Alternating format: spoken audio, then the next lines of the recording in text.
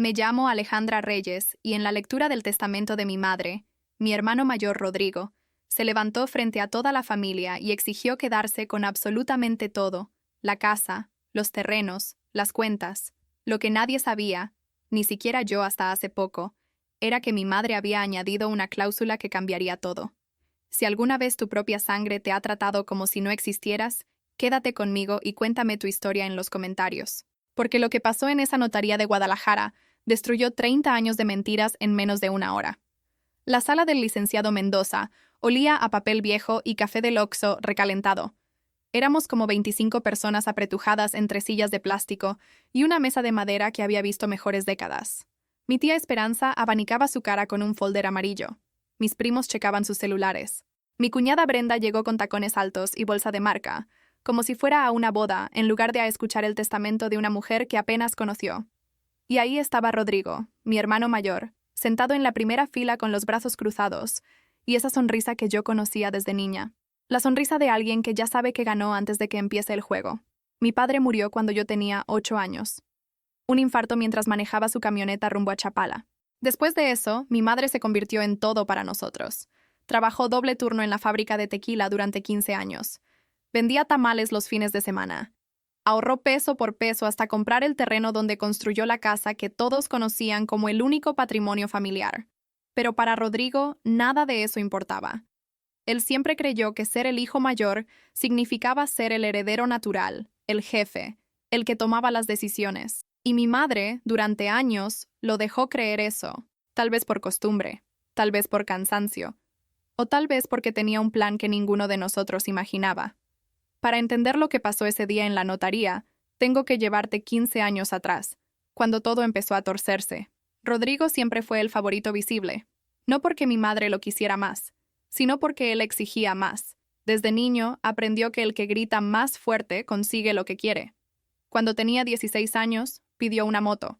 Mi madre le dijo que no había dinero. 3 semanas después, Rodrigo llevó a casa una itálica usada que compró con dinero que nadie supo de dónde salió. Mi madre no preguntó. Nunca preguntaba. Cuando yo cumplí 16, pedí que me pagaran un curso de computación. Costaba 800 pesos al mes. Mi madre me dijo que era un gasto innecesario, que mejor aprendiera a cocinar bien para cuando me casara. No lloré. Aprendí sola con tutoriales de YouTube en la computadora prestada de la biblioteca. A los 18, Rodrigo entró a trabajar con un compadre de mi padre, que tenía una constructora pequeña. Mi madre le dio 20,000 pesos para que comprara herramienta. Él nunca devolvió ese dinero. A los 18, yo conseguí una beca parcial para estudiar administración en la UDG. Necesitaba 5,000 pesos para completar la inscripción. Mi madre me prestó el dinero, pero me hizo firmar un papel donde prometía pagarlo en 6 meses. Lo pagué en 4. Con intereses que ella nunca me pidió, pero que yo calculé sola. Rodrigo se casó a los 25 con Brenda, una mujer de Zapopan que trabajaba en una estética de uñas. Mi madre pagó la mitad de la fiesta. Cuando yo me junté con mi pareja a los 23, mi madre no vino a conocer el departamento donde vivíamos. Dijo que estaba muy lejos, aunque quedaba a 40 minutos en camión. Rodrigo tuvo 2 hijos. Mi madre los cuidaba 3 veces por semana mientras Brenda iba al gimnasio. Cuando yo tuve a mi hija, mi madre vino una vez al hospital, y después pasaron meses sin que preguntara por ella. No te cuento esto para darte lástima. Te lo cuento para que entiendas algo importante. Yo nunca dejé de querer a mi madre, pero aprendí muy temprano que su amor venía con condiciones que nadie explicaba y que cambiaban según quién estuviera en la habitación. La casa de mi madre estaba en una colonia tranquila de Tlaquepaque, una construcción de 2 pisos que ella fue ampliando con los años. Abajo tenía un local que rentaba a una señora que vendía tortas. Arriba vivía ella sola desde que Rodrigo se mudó con Brenda. Yo la visitaba cada domingo. Llevaba pan dulce de la panadería de la esquina, café de olla que preparaba en mi casa porque a ella le gustaba más que el instantáneo, y pasaba 2 o 3 horas platicando de todo y de nada. Rodrigo aparecía cuando necesitaba algo. Dinero para un negocio que nunca prosperaba. Que si le cuidara a los niños porque Brenda tenía compromiso. Que si le prestara la camioneta porque la suya estaba en el taller. Mi madre siempre decía que sí. Y yo me quedaba callada, fregando los trastes o barriendo el patio mientras escuchaba cómo mi hermano se llevaba lo que pedía sin dar las gracias. Hace 3 años, mi madre empezó a sentirse mal. Dolores de cabeza que no se quitaban con nada. Mareos cuando subía las escaleras. La llevé al doctor. Pagué los estudios. La acompañé a cada cita. El diagnóstico fue un tumor cerebral. Operable, pero con riesgos. La operación costaba más de 200,000 pesos. Rodrigo dijo que no tenía dinero, que apenas le alcanzaba para mantener a su familia, que yo debería vender mi carro o pedir un préstamo. Yo ya había pedido el préstamo. Estaba pagándolo todavía cuando mi madre murió. La operación salió bien. Mi madre vivió 2 años más. Pero en esos 2 años, mientras yo la llevaba a sus quimioterapias y le preparaba sus comidas licuadas porque no podía tragar bien, algo cambió en ella. Empezó a hablar diferente, a recordar cosas que nunca había mencionado. Un día, mientras le cortaba las uñas de los pies porque ella ya no podía agacharse, me dijo algo que no entendí hasta mucho después. «Mija», me dijo, «el papel aguanta todo. Pero la gente no». Yo pensé que estaba confundida por los medicamentos. Asentí y seguí con lo que estaba haciendo. No sabía que mi madre estaba más lúcida que nunca. Mi madre murió un martes de marzo. Eran las 6 de la mañana cuando me llamaron del hospital. Llegué antes que nadie. La vi ahí, en esa cama de sábanas verdes, con los ojos cerrados y las manos cruzadas sobre el pecho. Alguien le había puesto una cobija extra encima, aunque el cuarto estaba caliente. Me senté junto a ella y le tomé la mano. Todavía estaba tibia. No lloré. No podía. Sentía como si alguien me hubiera vaciado por dentro. Rodrigo llegó 2 horas después. Venía con Brenda y los niños como si fuera día de visita familiar. Entró al cuarto, vio a mi madre, y lo primero que dijo fue que había que llamar a la funeraria pronto porque los precios subían si tardabas mucho. Yo no contesté. Seguía sosteniendo la mano de mi madre. Brenda me tocó el hombro y dijo, con esa voz que usaba cuando quería parecer amable, que ya era hora de soltar, que mi madre ya estaba en paz, que había que empezar a ver lo de los papeles. Los papeles. Esa fue la primera vez que pensé en el testamento. Mi madre me había dicho meses atrás que tenía todo arreglado con un notario, que no me preocupara, que cuando llegara el momento yo entendería. Yo le dije que no quería hablar de eso, que prefería disfrutar el tiempo que nos quedaba. Ella sonrió de esa manera triste que tienen las madres cuando saben algo que sus hijos todavía no pueden ver. Ahora entiendo lo que quiso decirme. El velorio fue en una funeraria cerca del Parque Agua Azul. Vinieron vecinos, compañeros de trabajo de mi madre de hace años, familiares que no había visto desde la boda de Rodrigo. Mi tía Esperanza, hermana de mi madre, llegó de León con sus 3 hijos. Mi tío Ramón, el menor de la familia, vino de Tijuana donde vivía desde hace 20 años. La familia completa reunida por primera vez en una década, pero nadie hablaba de nada importante. Solo frases vacías. Ya descansó. Estaba muy enferma. Es mejor así. Rodrigo recibía las condolencias como si fuera el viudo principal. Hablaba de todo lo que había hecho por mi madre en sus últimos años, de cómo la visitaba seguido, de cómo le mandaba dinero cuando podía. Yo escuchaba desde una esquina del salón, con mi hija dormida en los brazos, y sentía cómo cada mentira me apretaba el estómago. Pero no dije nada. Todavía no era el momento. Durante el velorio, una de las vecinas de mi madre se acercó a mí. Doña Carmen, una señora de 80 años que vivía en la casa de al lado desde antes de que yo naciera. Me abrazó fuerte y me dijo al oído que mi madre hablaba mucho de mí, que siempre le decía lo orgullosa que estaba de su hija menor, que sabía todo lo que yo había hecho por ella. Sentí que algo se aflojaba en mi pecho. Era como si mi madre me estuviera mandando un mensaje a través de esa señora con olor a lavanda y arrugas profundas. «Gracias», le dije. Y por primera vez desde que vi el cuerpo de mi madre en esa cama de hospital, sentí que podía llorar. Después del entierro, Rodrigo empezó a hablar del testamento. Quería saber cuándo era la lectura, quién era el notario, si mi madre había dejado instrucciones específicas. Yo le dije que no sabía nada, que mi madre solo me había dicho que tenía todo arreglado. Rodrigo me miró con esa expresión que ponía cuando pensaba que yo le estaba escondiendo algo. «Siempre fuiste su consentida», me dijo. «Seguro te dejó todo y quieres hacerte la que no sabe». No le contesté. No valía la pena, pero por dentro sentía una mezcla de rabia y tristeza que no sabía cómo procesar. Mi madre acababa de morir y mi hermano ya estaba pensando en el dinero. La cita con el notario llegó 3 semanas después del entierro. El licenciado Mendoza, un hombre de 60 y tantos años con bigote canoso y lentes de fondo de botella, nos citó a todos en su oficina un viernes a las 11 de la mañana. Yo llegué temprano. Estacioné mi carro a 2 cuadras porque no había lugar cerca. Caminé por la banqueta rota, pasé junto a un puesto de jugos donde una señora exprimía naranjas y entré al edificio viejo donde estaba la notaría.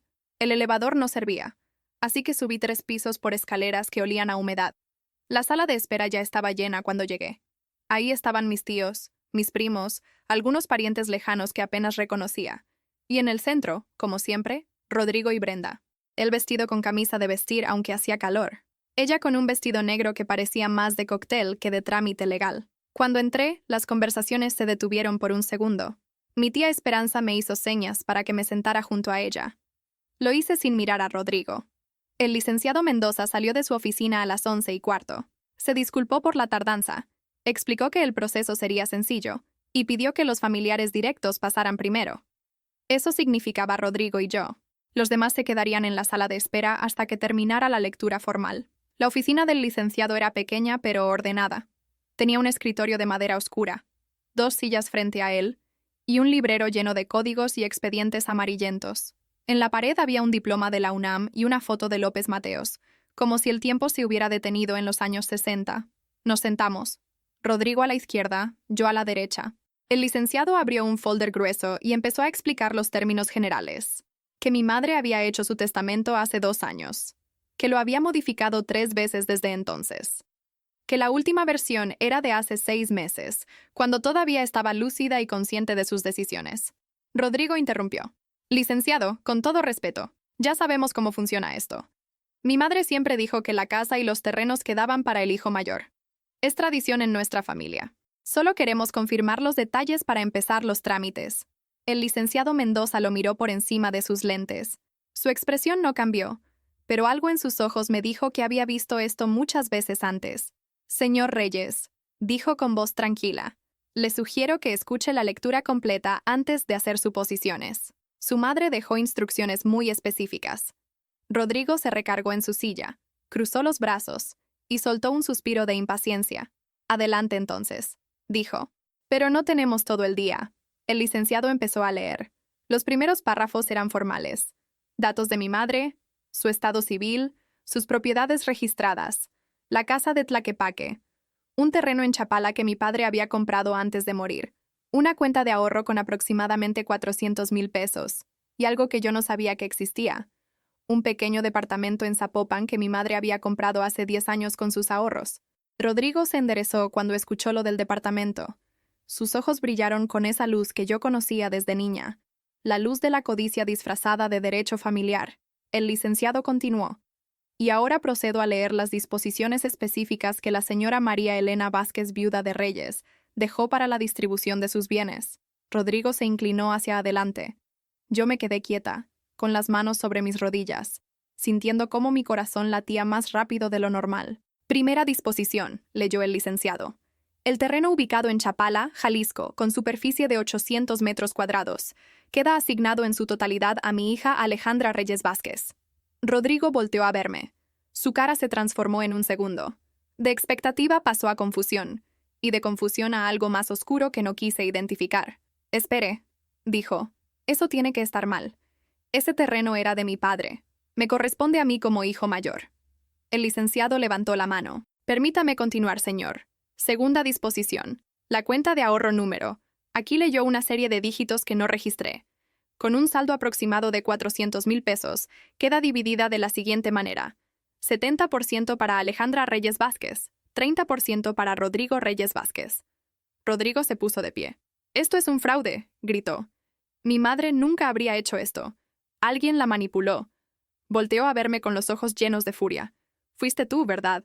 Te aprovechaste de que estaba enferma para hacerla cambiar el testamento». Yo no me moví, no dije nada. Solo lo miré, dejando que su rabia se estrellara contra mi silencio como olas contra un muro de piedra. El licenciado Mendoza se quitó los lentes y los limpió con un pañuelo que sacó de su bolsillo.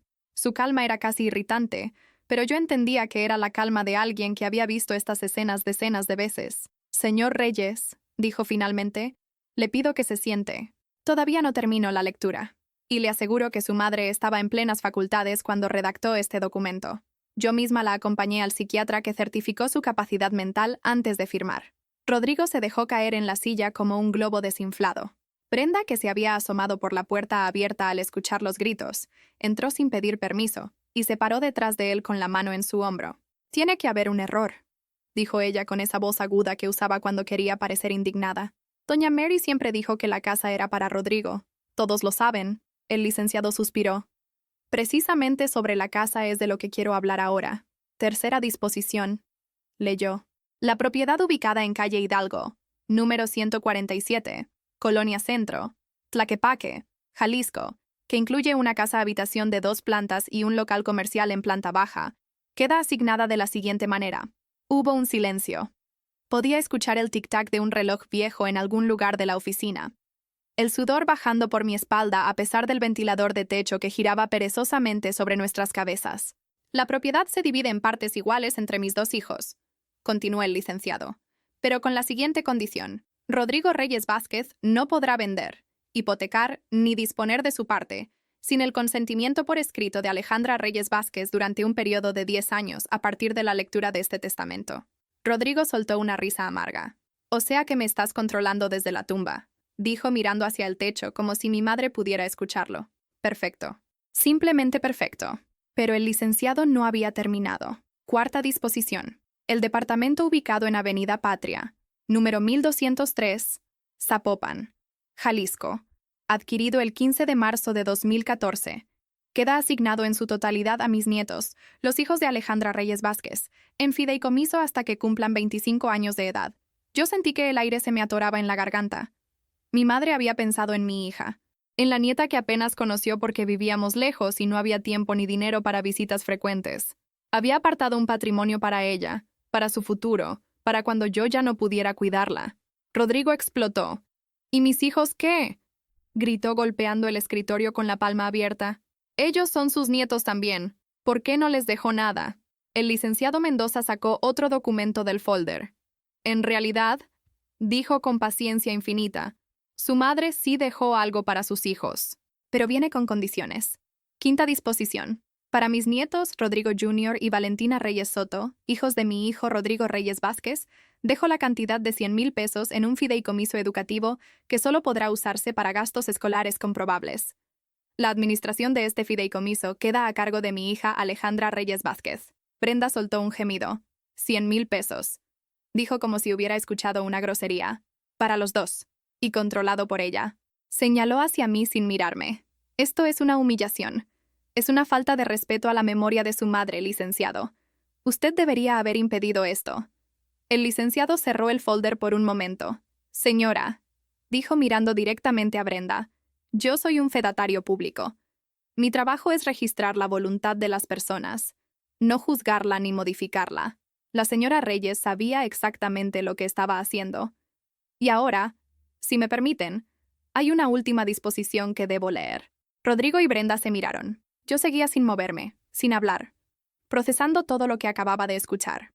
Mi madre me había dejado más de lo que esperaba, pero también me había dejado una responsabilidad enorme. Administrar fideicomisos, supervisar que mi hermano no vendiera su parte de la casa, ser la guardiana de un patrimonio que venía con conflictos integrados. Última disposición, leyó el licenciado. A continuación transcribo una carta personal que la señora María Elena Vázquez, viuda de Reyes, pidió que se leyera en voz alta durante este acto. Rodrigo bufó. Una carta, dijo con sarcasmo. Seguro es más de lo mismo, pero el licenciado ya había empezado a leer, y algo en su voz cambió. Se volvió más suave, más personal, como si estuviera leyendo algo que él mismo respetaba profundamente. Mis queridos hijos, empezaba la carta. Si están escuchando esto, significa que ya no estoy con ustedes. Y probablemente significa que Rodrigo está enojado y Alejandra está callada. Como siempre que hay conflicto entre ustedes. Sentí que los ojos me ardían. Era la voz de mi madre. Podía escucharla perfectamente en esas palabras, en ese tono que mezclaba amor con un realismo descarnado. Quiero que sepan por qué tomé estas decisiones. No fue para castigar a nadie. Fue para protegerlos a ambos, aunque ustedes no lo vean así ahora. Rodrigo, hijo, te amo. Siempre te amé. Pero el amor no significa darle a alguien todo lo que pide. Significa darle lo que necesita, aunque se enoje contigo. Durante años te di lo que pedías porque era más fácil que pelear. Te dejé creer que eras el dueño de todo porque tu voz era la más fuerte de la casa. Pero eso no te hizo bien. Te hizo dependiente de cosas que no te pertenecían. Te hizo pensar que merecías más que los demás simplemente por haber nacido primero. Eso no es culpa tuya. Es culpa mía. Y este testamento es mi manera de corregir ese error. Rodrigo tenía la cara roja. Sus manos temblaban sobre los descansabrazos de la silla, Brenda había dejado de tocarlo y miraba hacia la ventana como si quisiera estar en cualquier otro lugar. El licenciado continuó leyendo. Alejandra, mija, a ti te fallé de otra manera. Te enseñé que tu valor dependía de lo mucho que hicieras por los demás sin pedir nada a cambio. Te dejé cargar pesos que no te correspondían. Vi cómo pagabas tu educación sola, cómo trabajabas mientras tu hermano presumía negocios que yo financiaba, cómo me cuidaste durante mi enfermedad sin quejarte una sola vez. Y nunca te lo agradecí como debía. Este testamento no es un premio por ser buena hija. Es un reconocimiento de que mereces seguridad después de tanto tiempo de darla a otros. Sentí que algo se rompía dentro de mí, no de dolor, sino de alivio. Como cuando llevas cargando algo pesado durante tanto tiempo que olvidas cómo se siente caminar sin peso, y de repente te lo quitan y te das cuenta de que siempre supiste que no era justo, pero nunca te atreviste a decirlo. A los dos les dejo esto. Continuó la carta. La familia no es una competencia. No hay ganadores ni perdedores. Hay personas que se apoyan o personas que se destruyen. Yo espero que algún día puedan apoyarse de nuevo. Pero si no pueden, al menos este testamento les da la distancia que necesitan para vivir sus propias vidas sin depender del otro. Los amo. Siempre los amé. Perdónenme por las veces que no supe demostrarlo. Su madre, María Elena. El licenciado dejó la carta sobre el escritorio. Hubo un silencio largo. No sé cuánto duró. Tal vez 1 minuto. Tal vez 5. El tiempo se había vuelto elástico, como en esos sueños donde corres sin avanzar. Rodrigo fue el primero en hablar. Su voz ya no era de rabia. Era algo peor. Era de derrota mezclada con resentimiento. Así que eso es todo, dijo mirándome por primera vez desde que empezó la lectura. Te quedas con casi todo y además te pone a controlar lo poco que me dejó a mí. No contesté de inmediato. Estaba pensando en las palabras de mi madre, en todo lo que había cargado durante años sin que nadie lo viera, en las facturas de hospital que todavía estaba pagando, en las madrugadas cuidándola cuando nadie más aparecía. Rodrigo, dije finalmente, mi voz más calmada de lo que yo misma esperaba. Mamá no me dio más porque me quisiera más. Me dio más porque yo di más. Eso no es lo mismo. Él se rió amargamente. Claro, la Santa Alejandra, siempre haciendo todo bien mientras el resto somos los villanos de tu historia. No soy santa, dije. Y tú no eres villano. Eres mi hermano. Pero eso no significa que tengamos que fingir que todo estuvo bien cuando no lo estuvo. Brenda intervino. Su tono había cambiado. Ya no era de indignación, sino de cálculo frío. ¿Y qué va a pasar con la casa?, preguntó. Vamos a tener que vivir con tu permiso para hacer cualquier cosa. Ustedes no viven en esa casa, le recordé. Viven en Zapopan. La casa de mamá está rentada a una señora que vende tortas. Los ingresos se dividirán entre Rodrigo y yo, como dice el testamento. Y sí, durante 10 años mi hermano va a necesitar mi consentimiento para vender su parte. No porque yo quiera controlarlo, sino porque mamá sabía que si le daba libertad total, la vendería mañana para pagar deudas y luego me culparía por dejarlo sin nada. Rodrigo se levantó de golpe. Su silla cayó hacia atrás con un ruido seco. No tienes derecho a hablarme así, dijo apuntándome con el dedo. Tú no sabes nada de mis deudas ni de mis problemas. Siempre has sido una arrimada que se cree mejor que los demás, solo porque lee libros y habla bonito. Sé más de lo que crees, Rodrigo. El licenciado Mendoza, que había permanecido en silencio observando el intercambio, intervino con autoridad tranquila. Señores, este no es el lugar para discusiones familiares. Los documentos están en orden. Las disposiciones son legales y vinculantes. Les sugiero que consulten con abogados particulares si tienen dudas, pero les adelanto que impugnar este testamento sería extremadamente difícil y costoso. Su madre se aseguró de que todo estuviera blindado. Rodrigo salió de la oficina sin despedirse. Brenda lo siguió después de lanzarme una mirada que combinaba desprecio con algo que podría haber sido envidia. Me quedé sola con el licenciado Mendoza. Él me ofreció un vaso de agua. Lo acepté. Las manos me temblaban, aunque no sabía si era de tensión o de alivio. Su madre era una mujer inteligente, dijo el licenciado mientras me pasaba el vaso. Vino a verme muchas veces durante los últimos 2 años. Hablamos mucho, no solo de papeles, sino de su familia, de sus hijos, de sus miedos.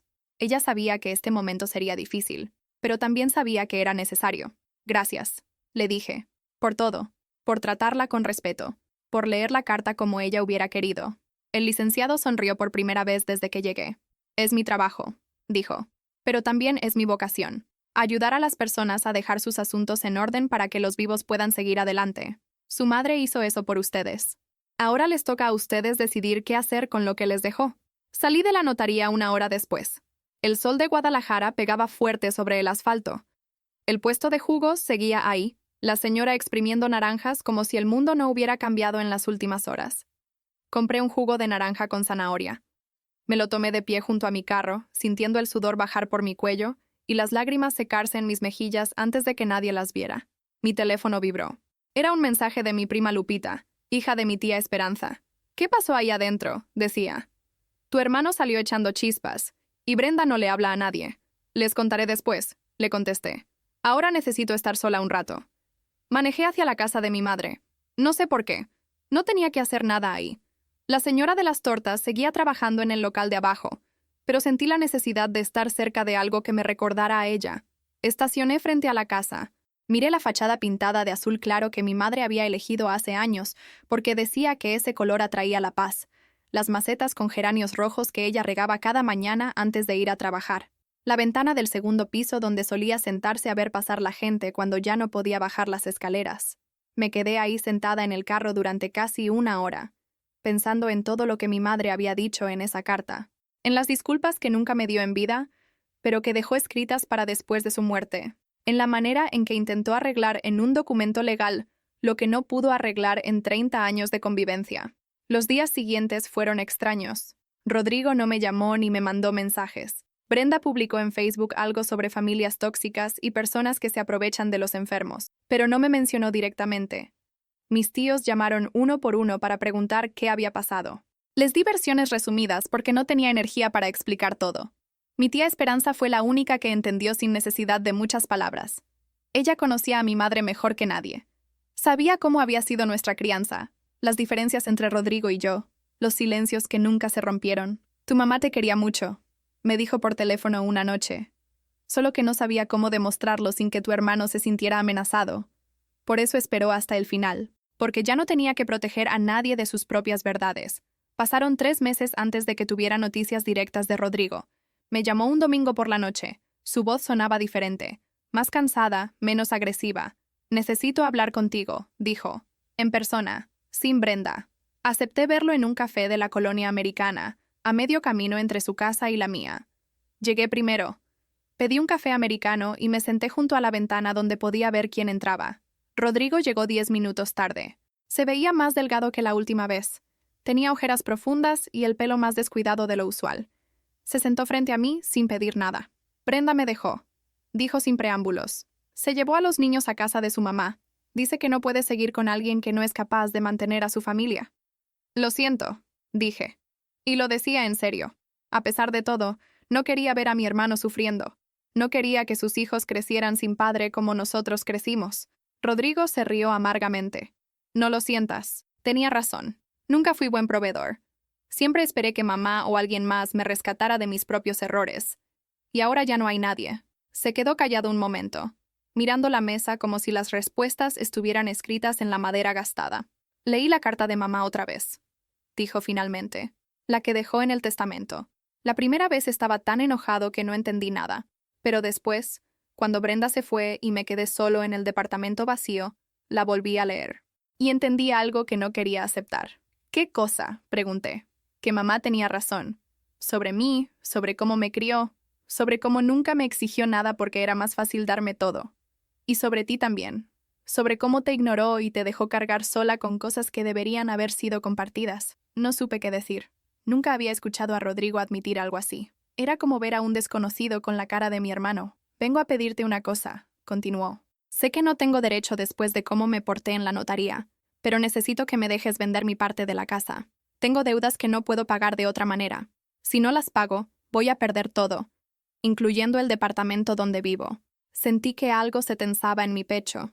Ahí estaba la prueba de lo que mi madre había predicho.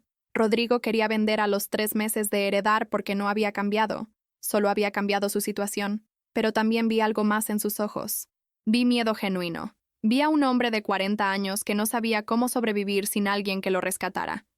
«No puedo dejarte vender, Rodrigo.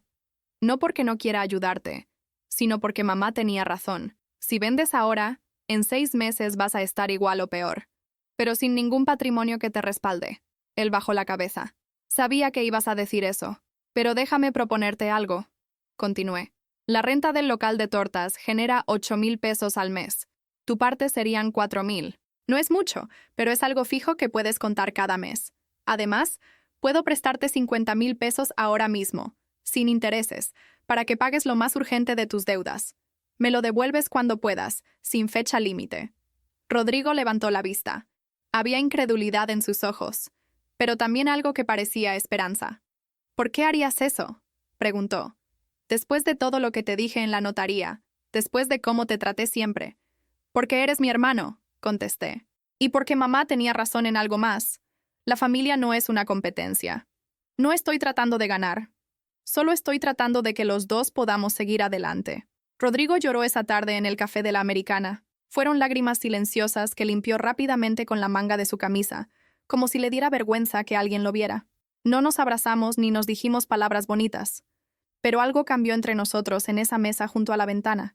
No sé si fue perdón o si fue simplemente el reconocimiento de que éramos dos personas dañadas por las mismas circunstancias, tratando de encontrar un camino que no destruyera lo poco que quedaba de nuestra familia.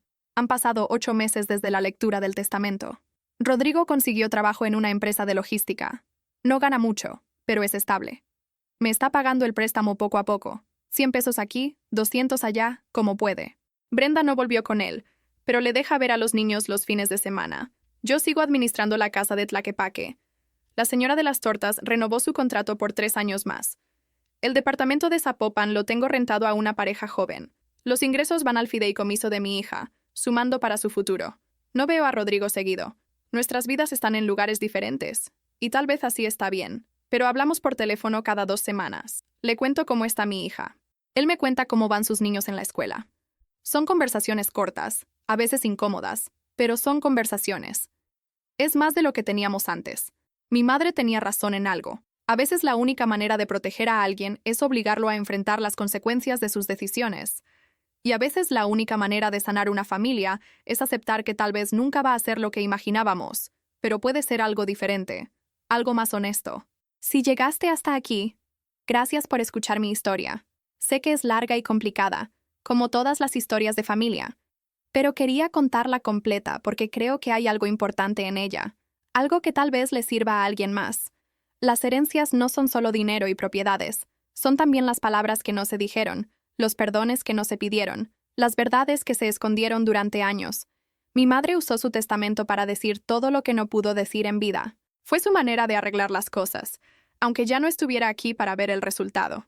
Si tienes problemas con tu familia por una herencia, o si estás cargando el peso de ser el hijo invisible mientras otro recibe todo sin esfuerzo, quiero decirte algo. Tu valor no depende de lo que te dejen o no te dejen. Tu valor lo construyes tú, con tus decisiones, con tu trabajo, con la manera en que tratas a los demás. Y si algún día te toca repartir algo, piensa bien en lo que quieres dejar además de las cosas materiales. Piensa en las palabras que nunca dijiste, en los abrazos que nunca diste, en las disculpas que se quedaron atoradas en tu garganta. Porque al final, lo único que verdaderamente heredamos es el amor. Y ese, a diferencia de los terrenos y las casas, no se puede dividir con un notario. Si esta historia te movió algo por dentro, compártela con alguien que la necesite. Y si tienes tu propia historia de herencias, traiciones o reconciliaciones familiares, cuéntamela en los comentarios. Leo cada uno. Porque a veces, lo único que necesitamos para sanar es saber que no estamos solos en nuestro dolor. Un abrazo desde Guadalajara. Y gracias por quedarte hasta el final.